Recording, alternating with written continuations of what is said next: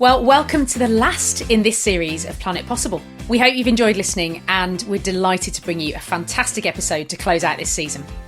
A huge thanks first of all to Bwlb, who've been our season sponsor for season 4. Our sponsors are crucial in enabling us to bring Planet Possible to you and we're really grateful for their support. I'm Niki Roach, and alongside being a passionate advocate for all things water and environment, I'm a fellow of CIWEM, the Chartered Institution of Water and Environmental Management. Our members in over 90 countries are professionals with a breadth and depth of expertise in the topics that are shaping the future of our planet. So in today's episode, we've done something a bit different. We've taken Planet Possible on location. In a minute, we're going to head to Spain's Hall Estate in the southeast of England to find out how they're managing their land a little differently, including with the introduction of some pairs of beavers. We're going to be discussing the connection between land, water and food production and hearing in practice what alternative approaches are being planned at scale. So to help us unpick this topic, I'm joined by a superb co-host and someone who by now is a familiar voice to regular listeners, CIWEM's Director of Policy, Alastair Chisholm. Welcome back, Al. It's great to have you with us.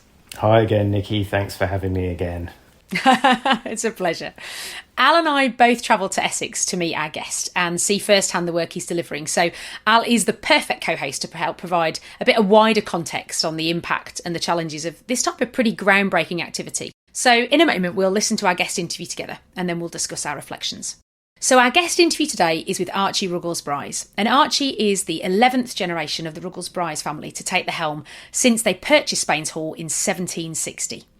In his role as estate manager, he's reshaped the direction of the estate towards a much more nature-first approach, and he's repurposing the land towards a really environmentally sustainable future. Archie's a chartered water and environment manager, a trustee of the Essex and Suffolk Rivers Trust, and amongst many other roles is a climate change panel member of the Country, Land and Business Association, and advisor to both the Essex Climate Action Commission and Essex Local Nature Partnership. And I was really interested to hear how open Archie was about why he's taking this approach at Spain's Hall. We think about things in multi-generation. So I'm looking at, what is the next generation going to be left with? What are the challenges they're going to face? And for me, the challenge of climate change and the challenge of the biodiversity crisis and the challenge of getting people excited about where they live and keeping people in our local community are things that I really think we need to do something about. So Al, you and I visited Spain's Hall together for the pod. So before we hear the interview with Archie and share the visit with our listeners, give us a bit of context as to why what Archie's doing is so unusual. This whole concept of public money for public goods that has really been strongly sold after Brexit as something that government wants to hang farm subsidy schemes around. Archie's one of those guys who is just trying to paint all shades of colour onto that concept. And he's a real innovator and experimenter, but he's a supremely technically knowledgeable environmentalist as well as being a farmer. And so the kind of things that he's doing, I think, are identifying opportunities for really groundbreaking ways of managing land and water and getting incredible outcomes out of that. Let's hear from Archie. Let's head to Spain's Hall in Essex. So I'm here today at Spain's Hall Estate, a typical classic English countryside landscape. And yet what they're doing at Spain's is anything but traditional. So let's go meet Archie Ruggles-Brise and find out a bit more about it. So we are currently sort of in the middle of the estate. Mm-hmm. All right, the estate covers about 2,000 acres, so it's about 860 hectares. The majority of it, so about 660 of it, is currently cropped. So it's currently very conventional arable farm. Mm-hmm. We're in East Anglia, so that means big fields, kind of little hedges around the fields, ditches around every field, and until quite recently, the makeup of the farm was that we have 4 farming tenants. So we have multi-generational tenants on some parts of it. So essentially these are people that we let the land to. So as far as I'm concerned, that's kind of their land. We own it, but they manage it.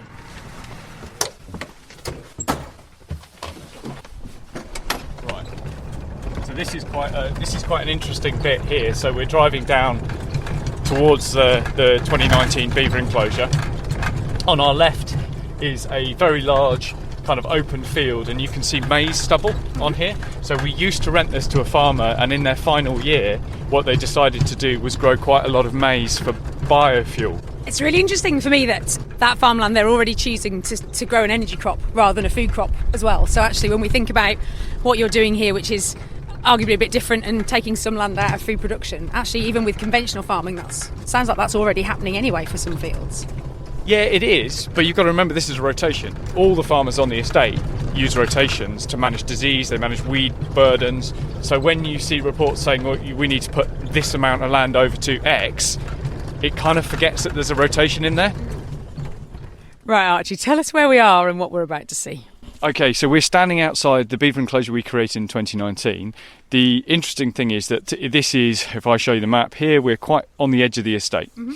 All right, so this was a piece of woodland that was not massively productive for timber. We are then sitting within an existing landscape that's mainly farmed. We have a plan you're looking at here, which is it looks like a hallucinogenic nightmare. I think somebody looks like they've knitted it, if I'm perfectly honest with you. I'm pretty sure I might see that on a jumper at some point, but no, go for it. We'll share a photograph of it, actually, I think, along with the show notes. It's fascinating. So yeah, go and explain it all to us. I think describing it as a knitted diagram is something I'm going to steal. That's an amazing way of putting it. So you've got stripes. So every single one of our arable fields at the moment, the future is stripy for it. So at the moment, you generally get the environmental bits go around the outside. Mm-hmm. So you get set-asides or you get wildflower mixes or something like that, delivered under countryside stewardship or a similar scheme. But that tends to stick around the edge, and they tend to square off fields so that you get the commodity crop, the cash crop, going in the middle. Yeah. And the reason for that is you've got, under current land use systems, you've really only got two ways you can make money out of the land. It's either by extracting something, so it's extracting grain or some kind of crop or straw, or it's getting a government subsidy for not extracting it. So there's only two things really you can do on it. What we're doing here is developing a completely different system that has multiple revenue streams built around multiple ecosystem services. So each field is now split up, or will be split up, into rows of trees, quite widely spaced apart. We're going to be growing fruit and nuts on those trees, so that's agroforestry. Mm-hmm. In between those rows, conventionally, what you'd do is you'd go back to doing cropping. So you'd grow your crop of wheat between these widely spaced rows. What we're doing is trying to flip the premise on its head and say, we're going to put the food production on the trees. So we're lifting it up out of the ground. That's a permanent crop.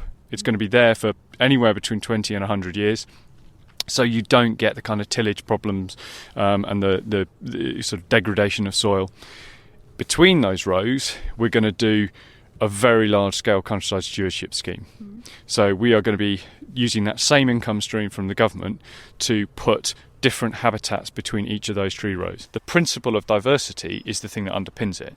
My diversity looks like this because I've decided it looks like this, whereas anyone else's land use can be something totally different. And I think that's something that policy really struggles with. You know, it's that element of choice. I think that balance between how prescriptive you are and freedom of choice is a really interesting one. I'd like to explore it a bit more as we carry on through the pod. But I can see a beaver enclosure over my shoulder, and Archie knows that I am overly excited about seeing these guys, or at least seeing what they've been up to. So should we go and have a look? Starts here. You might just be able to see a silver trap in the distance. Yeah. Goes all the way past that. That's their lodge. So that's where they'll be at the moment. I'm glad I bought my wellies. Yeah. So this is, oh, wow. Yeah. So I'm looking at what's really just a massive pile of logs and sticks in the middle of a beautiful little pond. And Archie was just explaining that before the beavers, this was a tiny stream, maybe half a metre wide. So we put a pair of beavers into this 10-acre enclosure on the 14th of March 2019. So not far off 4 years, and there's now, around 2.5 megalitres worth of water stored behind their dam, maybe a bit more. And what's gone from a half metre wide channel is now, a really decent sized little lake, really, isn't it? With this beautiful beaver dam in the middle of it. It's, they've been busy beavers. So we're standing in front of the main kind of beaver pond, if you like. So they build a pond around their lodge so that it protects them from predators. There aren't any predators in this country, but they don't know that. Mm-hmm. They raise the water level up so that they can transport things around. So you can see there's some fairly large pieces of wood on top of that lodge. Mm. They float them around just like we do. And this is one of 4 or 5 dams this size. So this dam is probably 40 metres long, 50 metres long. Generally speaking, it's anywhere between kind of 20 centimetres and almost 2 metres high, depending on the topography.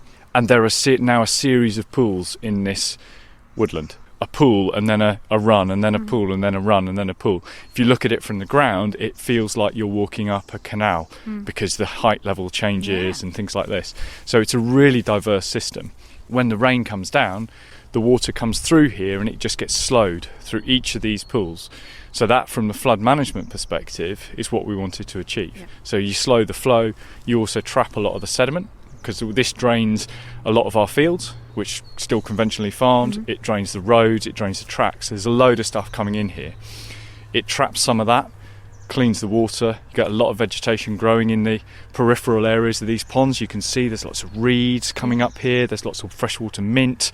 All of this uses up nutrients. So you've got excess phosphate and nitrate in here, which are feeding these plants, rather than carrying on downstream to then have to be cleaned out by the water companies. We are providing a resource for things that live in our landscape that wasn't here before. So in terms of biodiversity, wildlife, there is no value to the things that have now taken up residence here. So these are things that we don't get paid for. Things we do get paid for: people coming and visiting, potentially the ability to access future grants or support and things like that. But it's all quite hard work, and it's something that you have to really be motivated to do. All right, Archie, so we are stood next to what looks like a really big wooden bridge and some logs going across the stream, which I would imagine is a leaky dam. But tell me all, what are we standing next to start off with? So yeah, we are standing next to a leaky dam. This is one of the 8 leaky dams we put in as the other half of the original 2019 natural flood management project. So the other half is the beavers, and this was the man-made stuff. So we were trying to compare one with the other, and we're very lucky. We've got a sort of number of research partnerships, including with King's College London, who are helping us do that measurement, because we're really trying to get a handle on the outcome of this stuff. So, measuring how effective it is. So at the moment, the water is trickling underneath it without any impediments at all. It's not holding it up, it's not creating an impoundment. The water is just running through this leaky dam without any problem at all. When the channel fills up, then it creates a 10 or 20 centimetre difference in level upstream to downstream. That's enough to push the water out onto the old floodplain. Just walking over to meet Arno van Soesbergen, who is standing in a field next to all sorts of scientific equipment. Let's go and find out what he's doing. We're monitoring lots of different things around here. So the stations that you see here on the left is monitoring pollution. So at the top it's monitoring light pollution, but it's also monitoring noise pollutions. And then underneath it is audio ecology monitoring device, rainfall monitoring device. The things that we have analysed is the natural flood management, particularly the leaky dams. We found that they were quite successful in slowing the flow down. They certainly do have an impact on peak flows and reducing that peak. But you can see a difference in water levels, for instance, of about 10-20 centimeters if there is a big rainfall event. We're also monitoring the beaver enclosure that's already in existence. There is a lot of water being stored there. So beavers are more effective than leaky dams? I would say so, yes. So one of the really cool things that happens is that the flood level data gets fed into a disaster model that King's College have built in order to allow the insurance industry to get a handle on the cost benefit of natural flood management. So it's about trying to transfer that benefit from where it originates to where it's felt and back again, in order to underpin this idea that there is a different way, there is a different model for land use, but you have to recognise its components and you have to recognise the value of it. Yeah. Should we say a bit more? Yeah. Let's go. Okay, Archie, so we've come through a few fields and we're now parked in the corner of an absolutely ginormous field that looks like it's got loads of tree poles in it. What are we here for and what's going on? So we're standing in one of our first agroforestry fields. So we're looking out, as you say, in quite a big field. You can see some woodlands in the distance. We're just off the road. What you can really see, what draws your eye at the moment, is we've got no crop in here. So we've got a load of stubble, but we can see every 7 metres there's a tree. So what we've done is we've planted a mixture of oak and nut trees in these rows. Between each of these rows there will be a different habitat. Okay. So rather than the moment where you've got a bit of kind of scrubby stuff around the outside and then you've got your crop in the middle, which is quite a hostile environment to wildlife. Yeah. If you were a small spider or something, getting from one side of this field to another would be your life's work. Yep. Whereas what we need to do is try and provide different habitats and different food sources across the landscape. So this is where the sort of policy drives you in a certain direction. So the things that are available to us are countryside stewardship. And countryside stewardship is an actions-based system. You have to do certain things in return for certain amounts of money. There aren't many options currently within it, and there are a few coming out of the new ELM programme, but it's still pretty managed. If we had a system that rewarded the underlying outputs of this, then we could potentially be much more hands-off. Because if you don't manage things, then perhaps we can still get the benefits of increasing soil carbon, slowing and cleaning water, providing homes for biodiversity and things like that. You could probably start focusing on measuring those things and not focusing on delivering the prescriptions of the scheme. But that's where we're at currently. So this is a bit of a hybrid scheme that kind of works for us. All right, so we are back out in the cold again, but that's all right. In another ginormous field, this time just looks like grassland to my untrained eye, with a nice field boundary with some mature trees. So what's happening here, Archie? So where you're actually standing is a field called wood ground, and we're standing in a hole in our ancient woodland. So what you can actually see on our left and on our right are two different chunks of woodland, ancient woodland.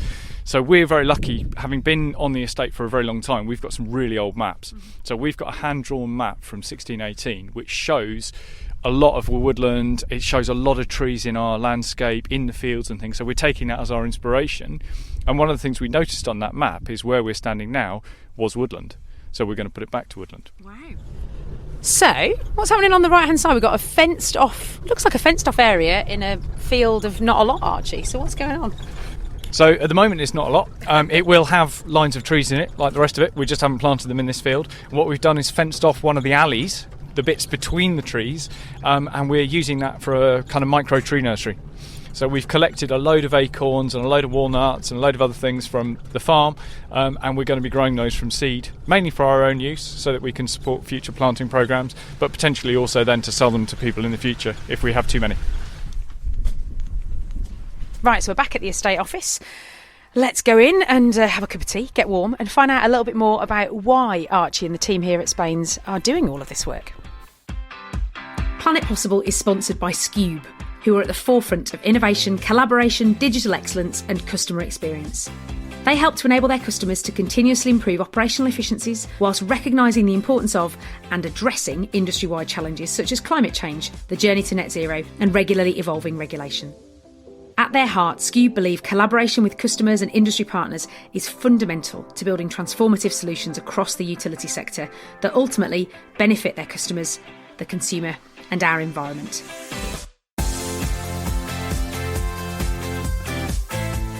Okay, Archie, so we've come back in the warm, which I'm grateful for. Let's get into why you're doing all this. You're obviously doing something really quite different. We've seen some fantastic stuff going on site this morning, but why?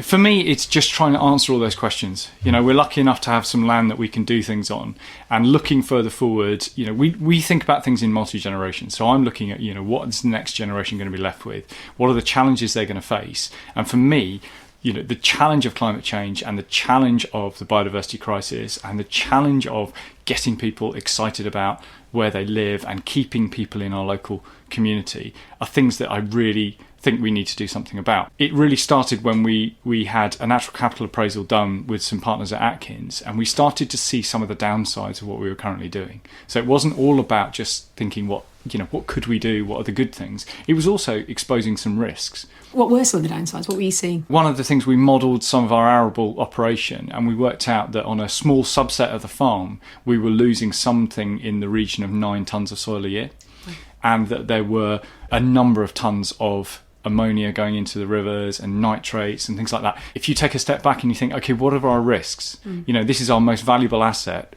and we're allowing it to disappear.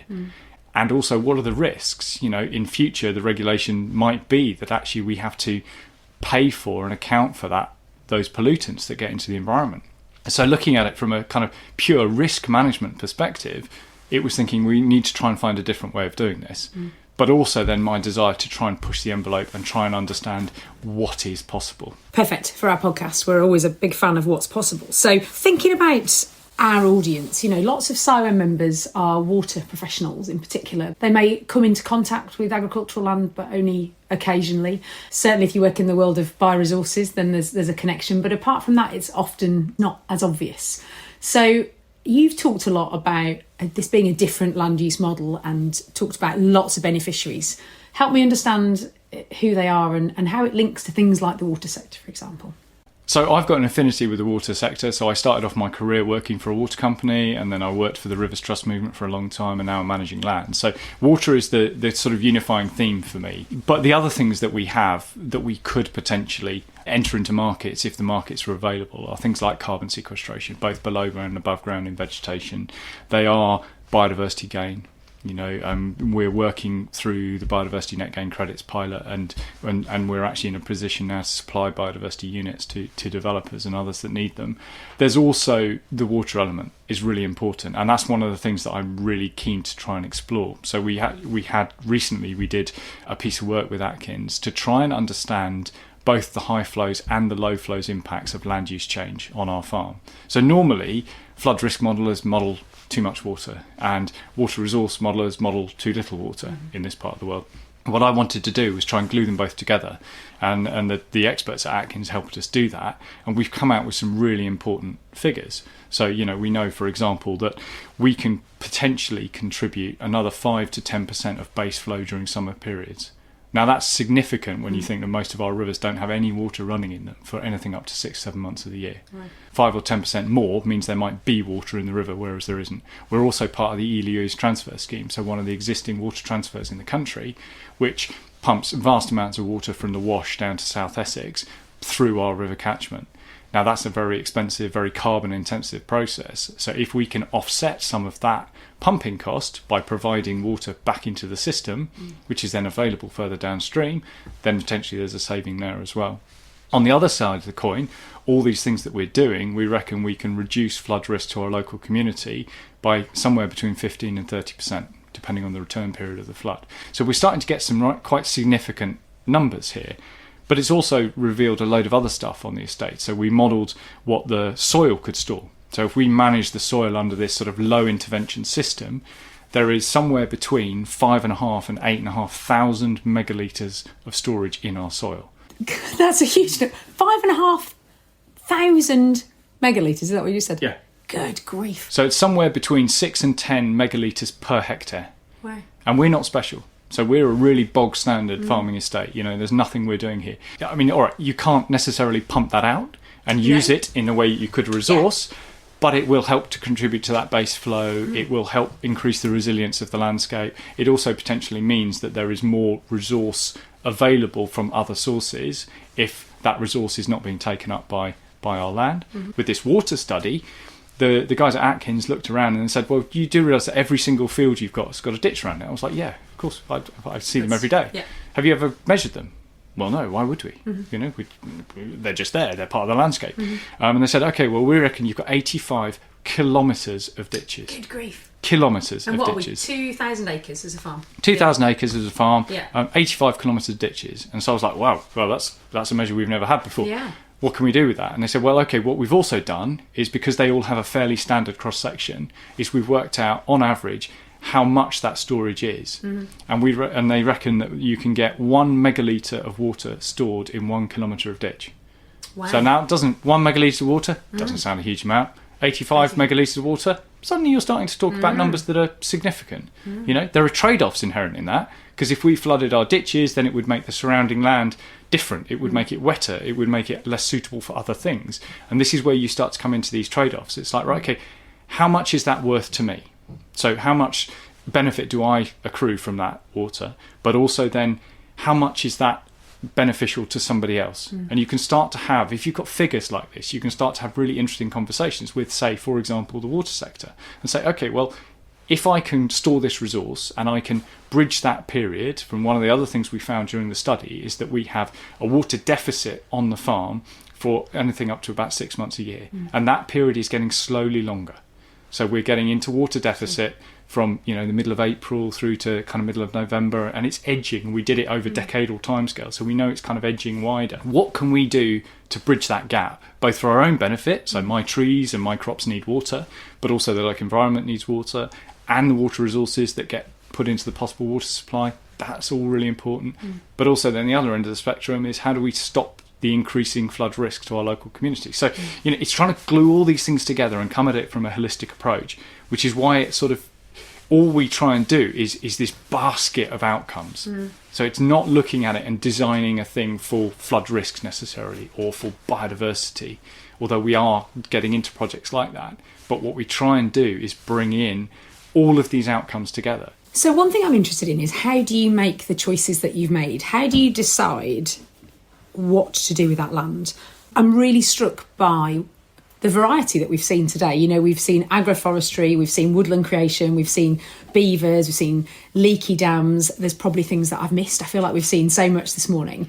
How did you make those decisions? And in general, how should we make those decisions about the right thing, the best thing to do for the land? Is that even a thing that exists? I think this is the challenge that you've got, is that everyone's Rubik's Cube is different, and it's composed of different blocks, and what their expertise is going to be different. And I think that's the really difficult challenge for policy and for practice, is to allow people that flexibility to make their own decisions, but then have a structure in place that both measures and rewards the outcomes from that. So it doesn't matter how you put it together, the overall trend is positive in terms of improving. So I have to take a decision based on my gut feel as to what challenges we're going to be faced, and I have a responsibility to try and make sure that this business and this land can still be productive in 100 years' time. So you kind of, at some point, you have to go, no, I'm going to do something differently.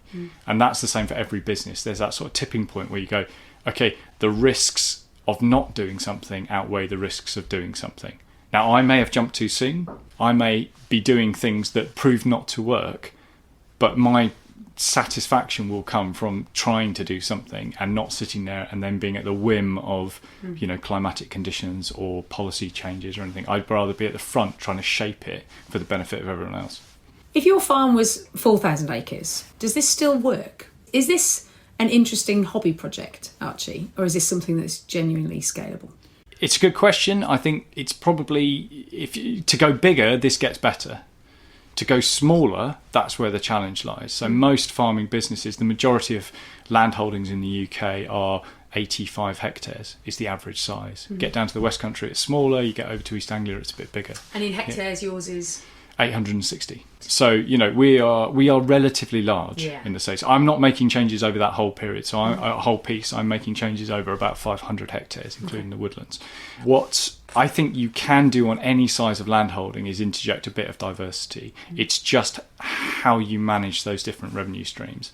And I think one of the common things here, that it's less about the sort of productive element of it, because production of crops or food and things like that does have a sort of de minimis level where below which you can't specialise anymore, or you are reliant entirely on the ability of the farmer to direct sell to the consumer, which some people are brilliant at and some people aren't. It's just the way it is. But the underlying ecosystem service things, it almost doesn't matter how big you are, because you will always get some outcome that can be measured. It might be marginal. It needs that kind of structural element to it.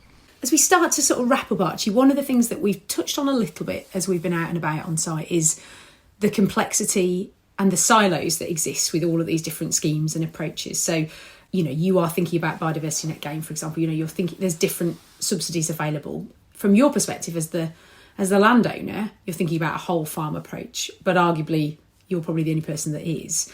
How do you finance? How do you make this kind of model sustainable, given the degree of complexity that sits outside of your farm? It's a really good question. I spend a lot of my time trying to find those opportunities for things like countryside stewardship schemes. So the bits that we're putting down that we're not farming, we're putting down to kind of rotational biodiversity crops. That's just an off-the-shelf scheme. So that's a revenue-based scheme that's available to anybody. The more unusual elements of the scheme that we're doing, so things like creating a new beaver enclosure and things like that, that's where some of these really interesting conversations come out. And if you've got the ability to recognise what the benefits are, then you can have conversations with, so the people that funded our new beaver enclosure there's 2 water companies, the Environment Agency, Regional Flood and Coastal Committee, and local authority. And each one of them have come in on a slightly different reason. So one of the water companies has found money through a WINEP programme because it delivers the biodiversity outcomes and the river restoration they want. That's the Water Industry National Environment Programme, Yep. The other one has come in through a partnership funding surface water flooding problem that they've got, and it's a route to sort that, but they've also got a pledge to improve river environment, so it kind of ticked 2 boxes for them. That's really good. The local authority have come in because we're delivering on aims of their Climate Action Commission, and also there is a flood risk benefit. They're a lead local flood authority, so it kind of works for them. And the Regional Flood and Coastal Committee come in because it's delivering natural flood management, which is in line with the Floods and Water Act, and also delivers a risk reduction to property. So it's about finding mechanisms and understanding enough about the counterparties you want to deal with to be able to understand why it's useful for them. And there are some industries that we really haven't been able to crack. So the insurance industry is one. You know, we're not there yet. We think we can make a pretty good play into that and say, listen, we can reduce risk going forward. But the insurance industry is not ready to recognise that yet. And the scale we can operate at is probably not big enough to kind of feature on their radar. Archie, I could chat for hours, and I suspect you could too, really, on this kind of stuff. But as we draw it to a close, I always ask guests one final question. We've talked a lot about some of the challenges, obstacles that you're facing, really. If I was to pass you the Planet Possible magic wand, what would you want to make possible? I thought a lot about this one, and there's so many things that I would love to wave a magic wand, but I think the one underlying thing that would benefit all land managers and society as a whole would be the recognition of outcomes. That would be it. I think that's it. If you can measure them and you can reward people in proportion to the success of delivering those outcomes, then all of the other problems go away, because you have value in places where you're generating value and you don't have value in places where it's irrelevant. And I think that would be it. That's a great note to end on. Archie, it was an absolute pleasure to see you today. Thank you so much for sharing the work that you're doing here at Spain's Hall with us all. Thank you. So, Al, what were your initial reflections from the visit to Spain's and the interview we've just heard? I think the thing that surprised me was actually how much of the farm that he said was still just being very conventionally farmed. So when I've spoken to Archie before, you know, I got the impression that the whole thing was going to be this kind of sandbox and lab of different kind of things. But actually, over 60%, I think he said, was just very conventionally farmed, and he's trying to move the rest of it into a different way of farming with a lot more agroforestry and those kind of approaches. So it's not that what he's doing is completely outlandish and unrealistic to translate to other farms. I think, you know, he's obviously doing it in quite a concerted way. He's very driven and passionate about trying to try all kinds of different things. And in some ways, I guess, you know, he's quite lucky to have the ability to do that, and not every farmer will be in a similar position. But at the same time, he's not an anomaly in the sense of what he's doing, what he's managing, and the conditions that he has to work with. He's still got to run a profitable farm business. Yeah, absolutely. I think you're absolutely right. He was really focused, wasn't he, on the fact that it is still a business. You know, this isn't a charity and I need to make it stand up. So let's talk a little bit about water, because so much of what we saw, the beavers, the leaky dams, the natural flood management, had really obvious connections to water. But there's a bigger role, I think, that water can play here. So tell me what some of your reflections are on the opportunities for water with Archie's approach. So obviously Archie is doing different kinds of natural flood management, and the beavers was the really glitzy example of that. But he's got leaky dams and other things that he's doing, and he's looking at blocking up ditches along his farm. So he's got 85 odd kilometres of ditches, and he can effectively play tunes with how he manages those from a water perspective. I think one of the challenges that came across from the perspective of what he's trying to do is, you know, Archie has a background in water management, and he's able to bring his knowledge of that landscape and of where different pots of money exist and harness those to be able to finance some of the things that he's doing. And so with the work that he did around natural flood management, he got funding from the local authority because there's a local flood risk to the local village. He got funding through the Regional Flood and Coastal Committee and from a water company. He was able to stitch those together effectively to give him the means to deliver that scheme. Now, I don't think that's something that all farmers can easily do. And I asked him about that, and he said that kind of advisory service or brokering service to help farmers and land managers access the different, quite disparate pots of money that exist out there to be able to deliver some of these public goods that they can then potentially get returns for, especially if we do start to be able to hang values off outcomes. That's really challenging. And I think in order to open this kind of approach up and really make it happen at a much wider scale, those kind of enablers, those kind of advice services and brokerage services, I think could be really powerful and helpful. So that was one thing. The other thing related to the work that he's been doing in relation to the whole farm reservoir concept, which was quite fascinating and really resonated with me because it was something that I was looking at a little bit from a conceptual perspective back in the summer when farmers and rivers were being really badly impacted by the drought. So tell me a bit more about the kind of the whole farm reservoir approach and where we think there is an opportunity, if in fact there is there. Bear with me because I'm going to do a bit of thinking aloud here. Archie he got this study done. He got this assessment of how much water is stored within the soil, within the land on his farm. Now, he's got a 2,000 acre farm, which give or take is about 10 times the size of the average UK farm. But he can store in his soil, as it is at the moment, about 5,500 megalitres, which is 5,500 million litres of water. And potentially, if he was to do some fancy land management interventions, he could maybe get that up to 8,500 megalitres, I think he said. Now, just for context, in the UK, we use about 14 billion litres of water a day. So that's 14,000 megalitres of water every day. Kielder Water Reservoir up in the northeast, that's the UK's largest reservoir. That's got a capacity of 200 billion litres of water, so 200,000 megalitres. Bwlb Water in Kent is 31,000 megalitres, and Colliford Reservoir, which is in Cornwall, and it's a reservoir where everyone's getting really worried because it's less than half full. Cornwall's still in drought status, and they're really worried about the future. This summer, from a drought perspective, that's 28,500 megalitres. So Archie's farm alone can store 5.5, potentially up to 8.5. So I looked into this, as I said, last summer. King's College London have done some research on soil water storage associated with regenerative farming techniques, and they did these side-by-side field trials. Actually, they were looking at natural flood management and not at this from a water resources perspective, but they found out that on the average sized farm, so that's an 86 hectare farm, you could store an extra 67 megalitres on one of those farms more in just 1 week if soils were farmed regeneratively compared to just kind of conventional farming. Now, the National Infrastructure Commission, so they're an advisor to government, they've told government that they need to put in place or ensure that plans are in place to provide an extra 4,000 megalitres per day nationally by 2050.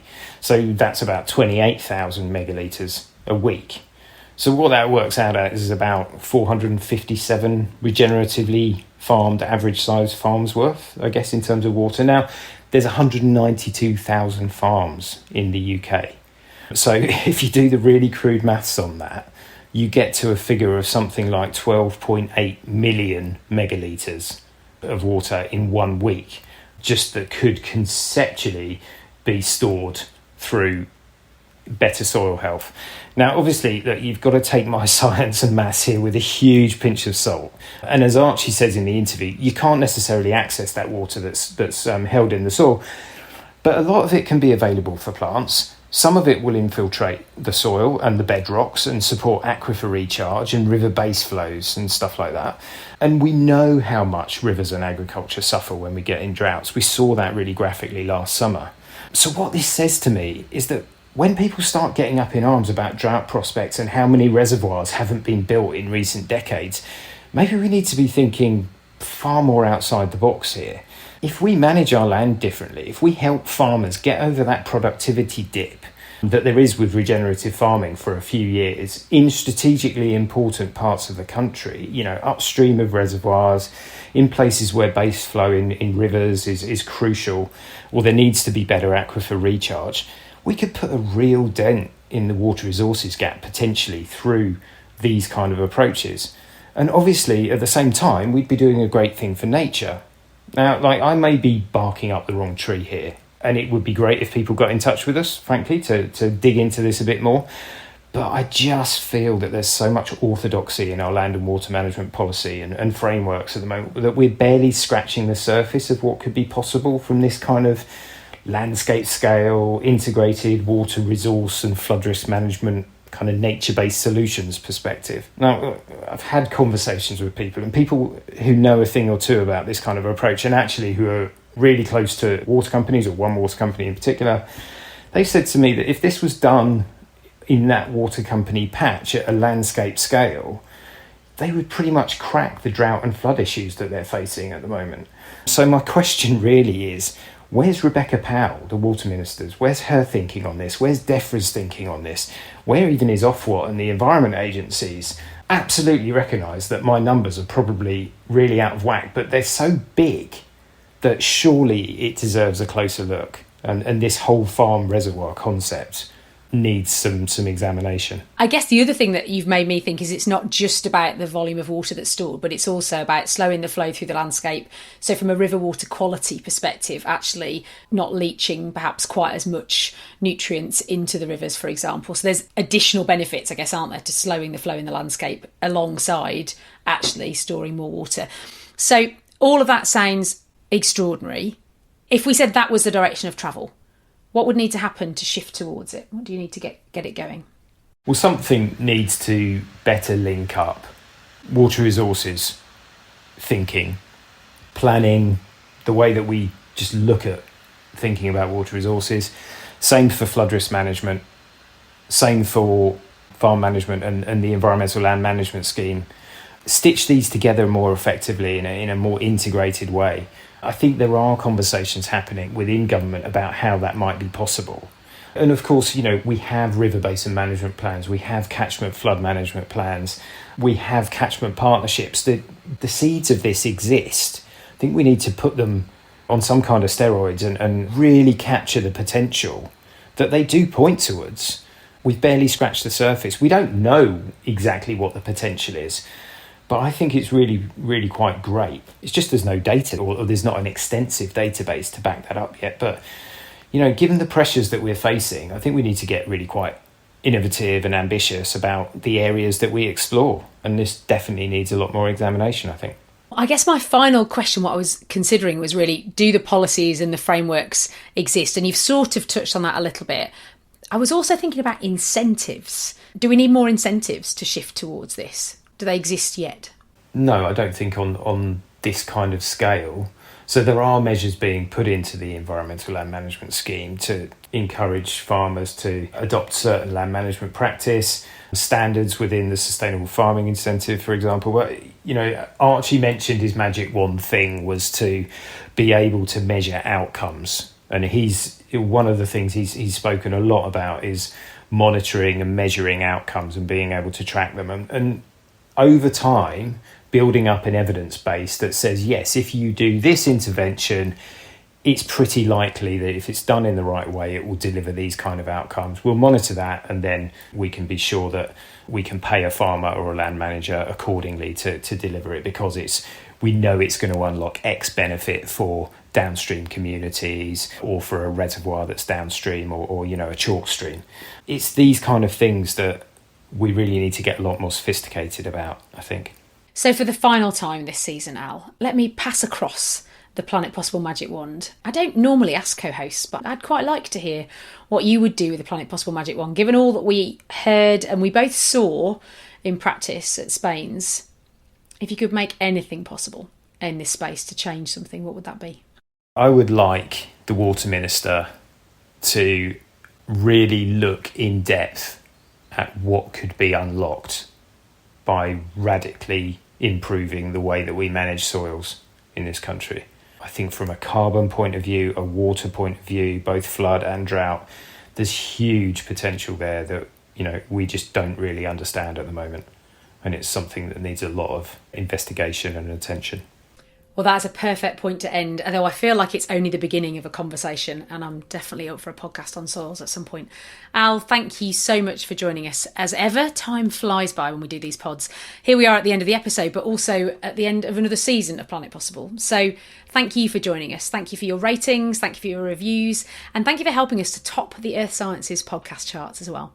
I really hope you found the conversations insightful. I hope they've given you something to think about in your world too. You can subscribe to Planet Possible on your usual podcast player to never miss an episode. And if you have missed any previous episodes, definitely head back and catch them. Just one more thing to tell you about before we go. On Planet Possible, we talk a lot about innovation, but we also like to innovate ourselves.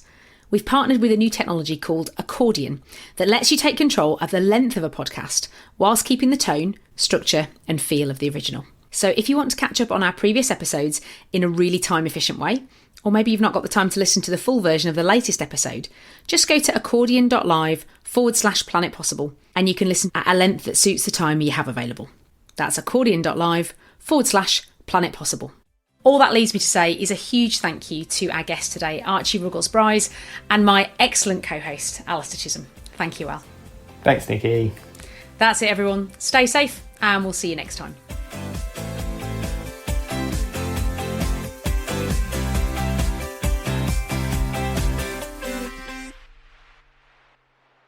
Planet Possible is produced by Bwlb. Bwlb Bwlb. The best ideas, the strongest content.